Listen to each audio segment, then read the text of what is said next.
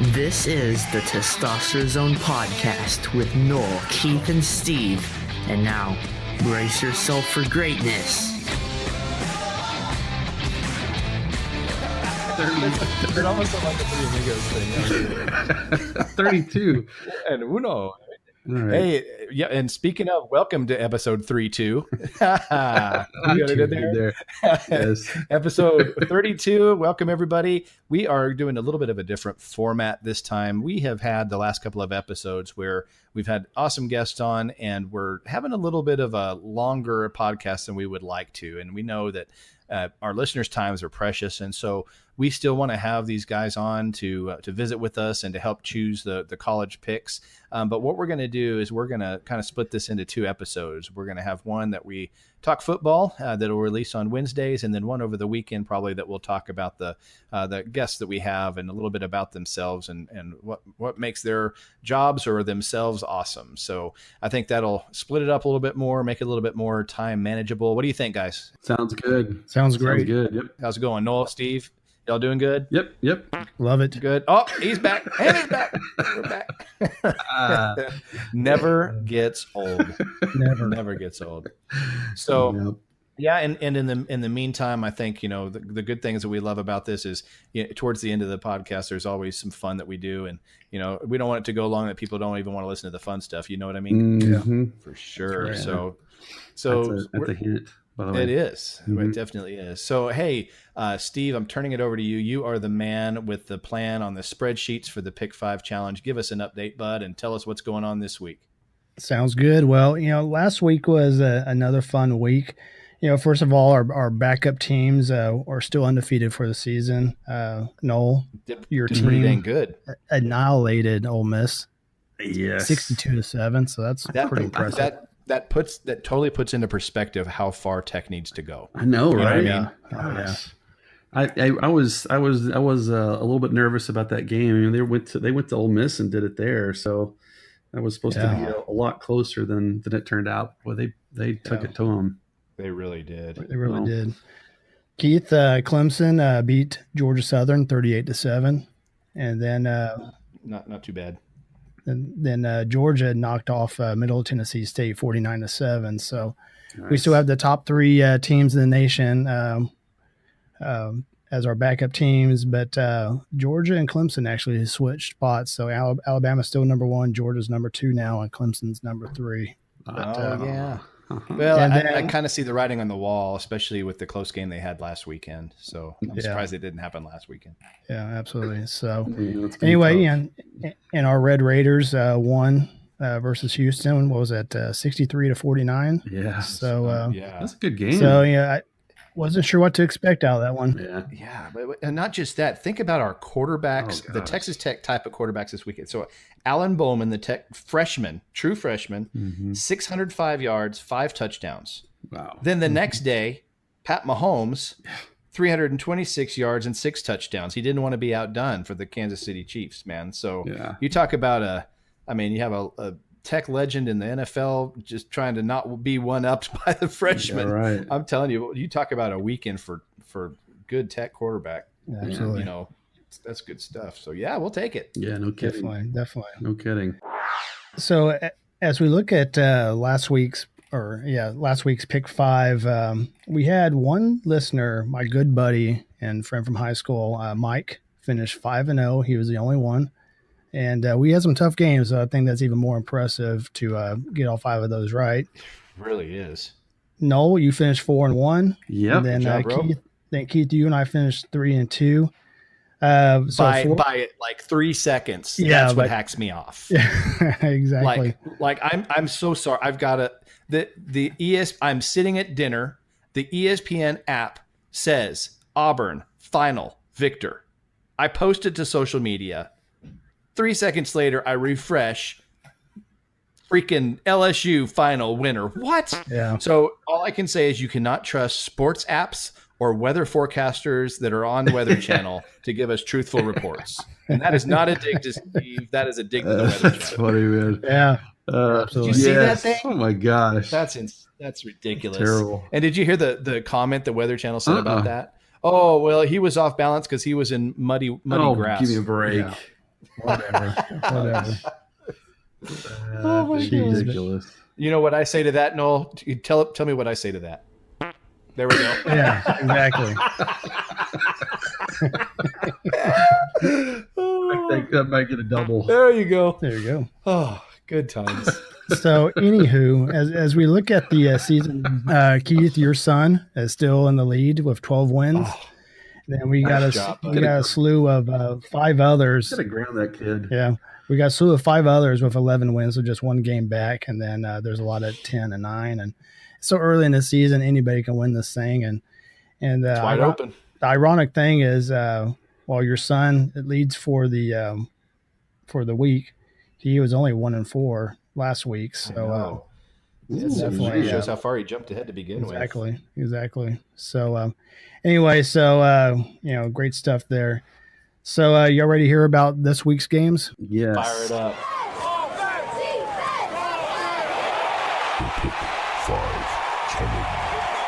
I mixed it up a little bit again because the Power 5 conferences weren't as strong as matchups as I was hoping for. So, our first game is going to be out of the Big 12. It'll be TCU at Texas. Okay. Then we'll have out of the Pac-12. We'll have Stanford at Oregon, which is number 7 versus number 20 team in the nation. And then just because I like to see them lose, I selected out the SEC, Texas A&M at Alabama.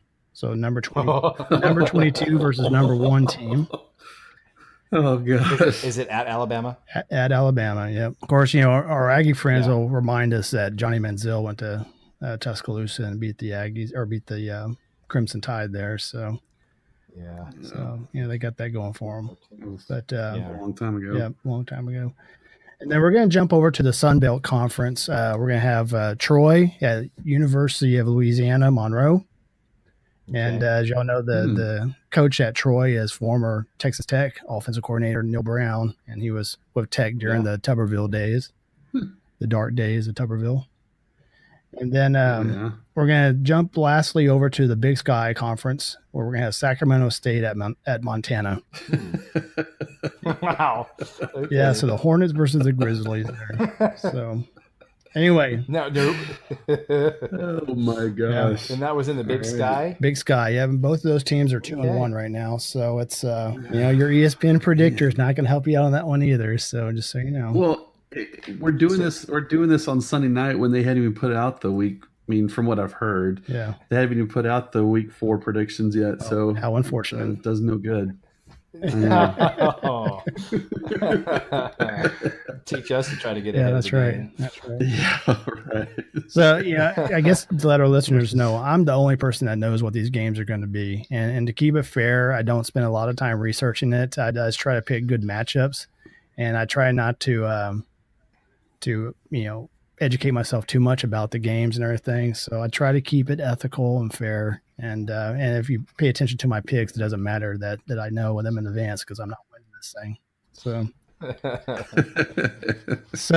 makes it fun though. Yeah, absolutely. So let's do some picks. Let's start with the Big 12, TCU at Texas. Noel, we'll start with you. Who do you have? The TCU, I was pretty impressed with how well TCU did against Ohio State. I mean, I know they lost, but they definitely hung in there and they played pretty tough. Texas pretty handily beat USC. Mm-hmm. But I just don't think USC's all that. I wasn't too impressed with that victory, but so I'm gonna go with TCU over Texas. Okay. Very good. Keith, who do you have? Well, I'll tell you what, there is a matchup predictor, and it has Texas at 60% chance of winning this game. Believe it or not. Oh wow! And it's at Texas. So naturally, what I'm going to do is I'm going to pick TCU. I don't know. I like TCU, so I was one of my picks for almost choosing college flip a coin type of thing. So go Horned Frogs. Yeah, Steve, who you got, man? All righty, we're good. Well, I think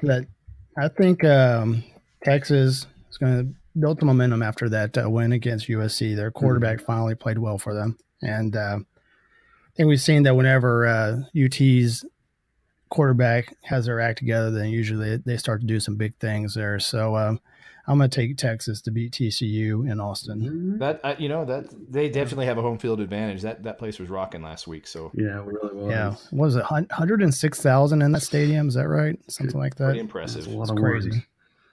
I'll tell you, Yeah. when you go and listen to the games Yeah, at that, it really and is. they're on they're on fire with their team. It is an intimidating place to play against. I'm telling you. Mm-hmm. Totally. All right, so let's move over to the Pac-12. We got Stanford at Oregon. This is again the number 7 team against the number 20 team. So Keith, we'll start with you on this one. Who do you have? Well, yeah, I'm gonna go Stanford. I think it's gonna be a real close game. But I picked against Stanford when I picked with USC, and they showed me that I was completely wrong. So I'm gonna root for them this week. So taking Stanford. Stanford. Okay, cool. Mm. I'm also going to take Stanford. I think they've had quite a few years now of success and continue to be consistent. I think Oregon's still on their way back to reestablishing their program, and I think this will be sort of a big test for them. But I just think Stanford is going to take that one, so I'll root for them and that tree mascot they have. Because that has nothing to do with Cardinal, does it? Is that where the Cardinal lives? And that's the Maybe tree? what it Is that the That's home? probably something? it. We need to Yeah, I'm going to research that for next week. I will do that. Okay. Yeah. Awesome. That's a good homework assignment for you. I don't understand that at all. So, but I'm going to pick Stanford too, Okay. just because I'm not that impressed with Oregon, and their uniforms are awful too. So it's two strikes. Yeah. So go trees. Yeah, go tree. Cardinals. Go tree. Cardinal singular. Yes. So I can't wait to make this next pick. The Fighting Evergreens. Yes. Right. Whatever. It's just weird. What would the cheer be for that? All right, so shade 'em tree. Tree, hug them. Tree, hug them out. Pollinate them. Pollinate. And then pine cone. Yeah, Tech throws tortillas. Stanford throws pine cones. That's gotta hurt, man. Yeah, absolutely. Dude, that would hurt. Those things could be Do some pretty damage. prickly. That's so funny. That's right. All right, so let's hop over to the SEC. We got Texas A&M at Alabama, and I'll start off with this one. I actually think Texas A&M will make this one just a little bit closer than maybe people expect, but there's no way that Alabama loses in Tuscaloosa. So I'm going to take Alabama. Good choice. Yeah. Noel, who do you have? Well, seeing as how they are my backup team, and they are number one in the nation, and they completely mopped the floor with Ole Miss last week and yada yada yada. I'm going to pick Alabama. And Keith, who do you got? Yeah, same thing. Me too. All the way. All right, so the next game is out of the Sun Belt Conference. Troy at University of Louisiana Monroe. And if I recall correct, I may have their opponent wrong, but previous, I guess 2 weeks ago, Troy just beat Nebraska. Yeah. And Nebraska got beat. Oh, that was this past week, wasn't it? They're having a hard season, I tell you. They are. Yeah, but I believe Scott Frost will bring them back, especially considering what he did at UCF. Yeah, they just give him time. You can't be turned around in a day, you know. Mm-hmm. Yeah, definitely. So Keith, we'll start with you. Who do you have between these two? Okay, I really think Troy, no doubt. I'm going to go Troy all the way. I'll also go with Troy. I think they're pretty solid, and that Nebraska win, even though Nebraska's having a down year, is going to account for a lot of what they're doing. And Noel, who do you have? Yeah, I'm gonna go with Troy as well. Got their head coach as a former Tech coach, and I think if you can beat Nebraska, you can probably handle UL Monroe as well. So, all right, Ole Monroe. Ole Monroe. Exactly. Is it Monroe where the Duck Dynasty dudes are from? Yes, it is. Yeah. You are correct, sir. All righty. All right, so the last pick is in the Big Sky Conference. It's Sacramento State at Montana, the Hornets versus the Grizzlies. So I'll start off with this one. I have no idea who's going to win this game. No clue. They're both 2-1. But something just says that the team that's going to win is the team that's at home. So I'll take Montana. So this is Montana and Western Illinois. No, Sacramento State at Montana. Sac State. Sacramento State. Wow. Oh wow. Montana. They have a pretty stout home field advantage, Steve. Is that right? I mean, they're playing at home. Who knows? I'm sure it gets rowdy in Missoula, Montana. Oh yeah. I mean, what else is there to do there? That's true. Exactly. I'm gonna go with Sac State just because I like to say Sac State, and I think they'll probably beat Montana. All righty. Awesome. I mean, yeah, me too. I my family is from Sacramento, large group of them, so I'm going Sac State too. The team they lost to was San Diego State, so not a bad loss. So yeah, I'm going Sac State. You know far more about them than I do. Yeah, I think had some family that went there, so I'm going for them. So anyway, that is it for this week. So thanks again to everybody that's participating in this. It's been a lot of fun so far. So Keith, we were talking a couple weeks ago about the college football traditions and things like that. Have you had anybody else send you any other college football traditions or their favorite traditions? Yeah, we really have. In fact, we got one this week. Have a new Instagram friend over at Planet CFB. So Planet College Football, Planet CFB. And basically what he just said was pretty much what everybody likes. Is his favorite college tradition are the amazing rivalries that still go on today that have been going on for decades. Oh, yeah. And so he said it's the most entertaining competitive thing. And he just, above the pomp and circumstance, that's the thing that he loves the best. So Planet CFB, everything college football. Y'all like him on Instagram, follow him. He's got some great photos and stuff about college football. Just released the AP Top 10 today, and so thank you, Planet CFB, for your feedback. Awesome. The other thing, I was over watching going to get some food and trying to watch the game, and I saw a guy standing with one leg at the ATM, but I thought he was getting some money out, but I guess he was just checking his balance. Oh God.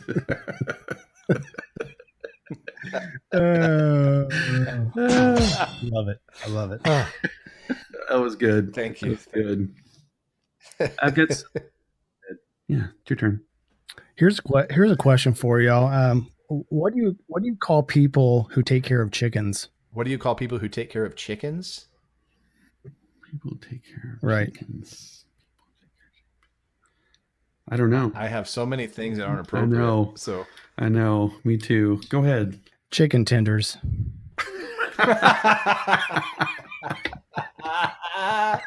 Oh, I like that one. Oh, yes. I like that one a lot. That was good, man. You were right. That was short and sweet. That was a good one. Yeah. That was real good. I've got some. I hate to. I found some reliable sources. Oh, you did? Yeah. Yeah. So nice. there's a couple of joke pages on Facebook that have delivered for me the last few weeks. Don't give away your secrets, man. Well played. Well played. Really. That was You nice. never know. I hate to ruin the joke segment though with some sad news from Minnesota. Y'all seen this? Man. I guess so. The Pillsbury Doughboy, he died yesterday of a yeast infection. Really? Yeah, it was from all the trauma complications from repeated pokes in the belly. He was 75 years old. He was buried in a lightly greased coffin. And at his funeral, there were tons of celebrities that turned out to pay their respects, including Mrs. Butterworth, Hungry Jack, the California Raisins, Betty Crocker, the Hostess Twinkies, and Captain Crunch. The gravesite was piled high with many flowers.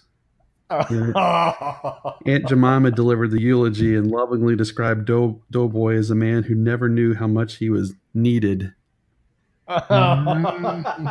Born and bred in Minnesota, Doughboy rose quickly in show business, but his later life was filled with turnovers. He was not considered a very smart cookie, wasting much of his dough on half-baked schemes. Despite being a little flaky at times, he was still a crusty old man and was considered a positive role model for millions. Man. Doughboy is survived by his wife Play-Doh, 3 children, John Doe, Jane Doe, and Dosey Doe. Plus they had one in the oven. Wow. He is also survived by his elderly father, Pop Tart. The funeral was held. The funeral was held at 3:50 for about 20 minutes.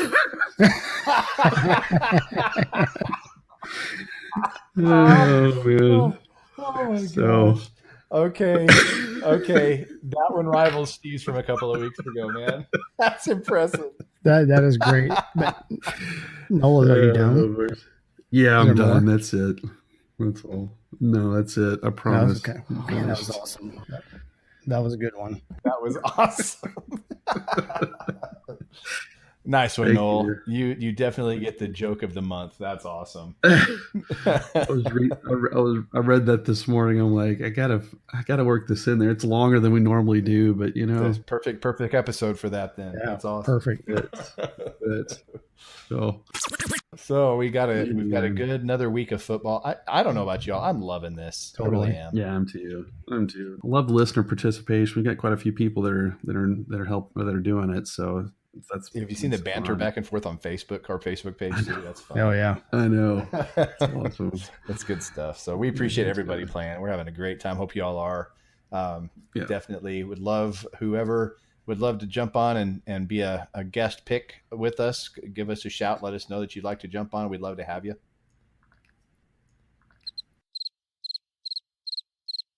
Totally. Yes, sir. It's like, maybe we don't. It's really quiet. 50-50. 50-50 on that. Oh, yeah, there you go. That's better. Yeah. There's this long pause. We were just stunned by what you said. I know, right? Speaking of, this isn't even a joke. This is serious. I was telling Steve about this morning. After we talked about all the September 11th last week, I guess I'd been looking at some different videos on YouTube about that day and everything.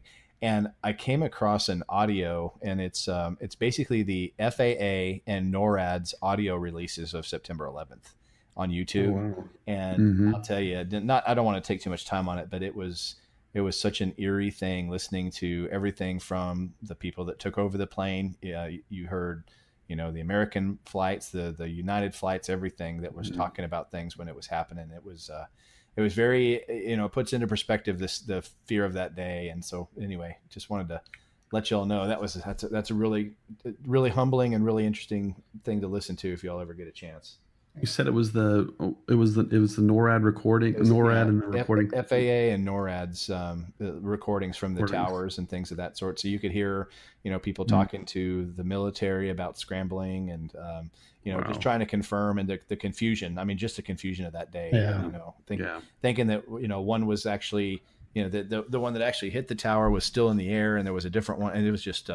It was very, very interesting just to listen to, and it's definitely a good. I'm glad people. I mean, it's a negative, scary thing, but I'm so glad people are preserving these things because we don't want these things to get lost. Absolutely. So It's pretty cool. It's pretty cool. What y'all find anything interesting in the news or anything today like that, or this week related to 9/11? Oh, just anything. Just anything.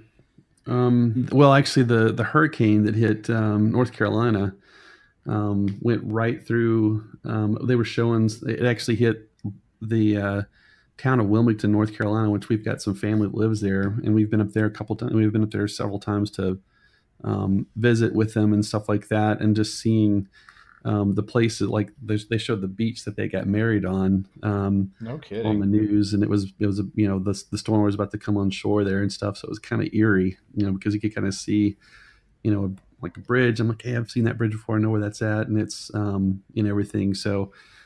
They actually evacuated to Florida and are slowly making their way back home.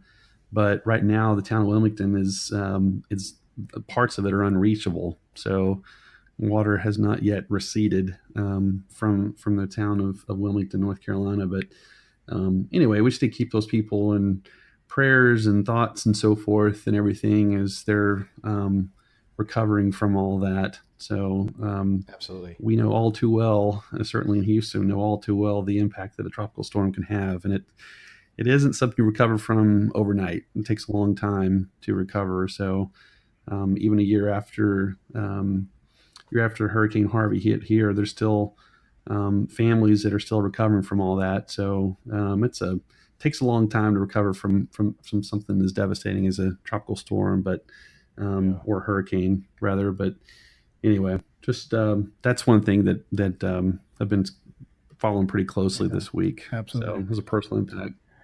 Coincidentally, Juneau has a big Coast Guard station here, and I was actually talking to a couple of customers today that work with the Coast Guard, and they said they all leave tomorrow to be deployed to Carolinas to help with rescue and just overall just getting the waterfront, everything, getting that all back under control. So, it's impressive, and certainly appreciate the fact that whenever we have a big event like that our country's leaders react quickly to get the support we need in those areas. So definitely good to see. Yeah, definitely. Yes, all hands on deck right now. Yeah, for sure. No kidding. You could tell the different activity. I like to listen to. I'm a radio guy. If I could just have my headphones on all day listening to audio, I think I'd be the happiest man in the world. I don't have to work. But anyway, but I was listening to some shortwave. I like to listen to shortwave, and there was definitely some frequencies from the U.S. Air Force net. Just that they're trying to coordinate efforts to look at probably the hurricane strengths and everything. But there was a lot of codes going out, more so this week than I've heard in a while. So it's kind of interesting to see. So everybody's really working together. I know, trying to make sure everybody stays safe and make sure everything stays smooth over there as much as they can. So kudos to everybody. Yeah, definitely. So, one thing I was going to talk to you all about is I know that we kind of mentioned at the beginning that there might be special things coming up at the end, and so we're really running a test, and we're not going to let anybody anywhere except for the listeners that are listening to this know about this. So let's really see who's listening. Don't you think? Yes. So last week, or no, when was it? It was about 3 weeks ago. We had talked about the mascots, the schools whose mascots do not end in the letter S. And so we had Alabama Crimson Tide, Navy Midshipmen, we had NC State Wolfpack, we had the Notre Dame Fighting Irish, Stanford Cardinal, we had the Tulane Green Wave, and the Tulsa Golden Hurricane. So those are the ones that we talked about, right? Mm-hmm. Okay. So we are going to have a little contest for those of you who are still listening to this. The first person to email, text us, or send us something over social media, one of the other three schools whose mascot doesn't end in the letter S that we have not mentioned yet, we will send you out a Testosterone podcast, a VIP podcast shirt. So just a little fun contest to see who's paying attention. Awesome. Yeah. So not only do we have some fun for the people who are winning these contests, but we're going to have some fun and see who's listening and make sure that we get some rewards for the people who are taking the time with us. Awesome. Sound good? So they can reach out to us through the Facebook page, Twitter, our email address. That's right. At Testosterone PC. That's Twitter and Facebook. And the Testosterone podcast at gmail.com. That is our email. And our handle for Instagram, it's the Testosterone Podcast. Boy, that's tough. So yeah, the Testosterone Podcast, all one word, okay, and all lowercase. So any one of those, or if y'all know us and you just want to text us, you can do that too. So any way that you want to. The first one that we get will get a free shirt, and we will reward you for that. So thank you for being loyal listeners. We appreciate it. Absolutely. And with that, Noel, I will take us out. How about that? With dramatic piano. Oh, very nice. Yes. So we're very thankful for our listeners. Wait, I can't. So thankful. I can't do that. That doesn't. I feel like I needed a hug. It doesn't fit them. It does. No. Anyway, we're very thankful for you listening to the episode 32. Hope that you enjoy it, and hope that you follow along and get your picks in for the football games this week. College football Pick 5 game contest we're running this week. And hope you all have a great week this week, and we'll talk to you next time. Take care, everybody. Thanks, everybody.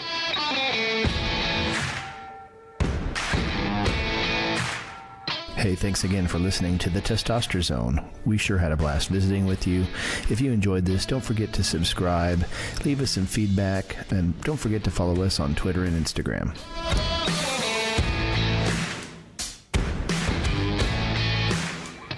All Testosterone Zone podcast episodes are written and produced by Noel, Keith, and Steve unless otherwise noted.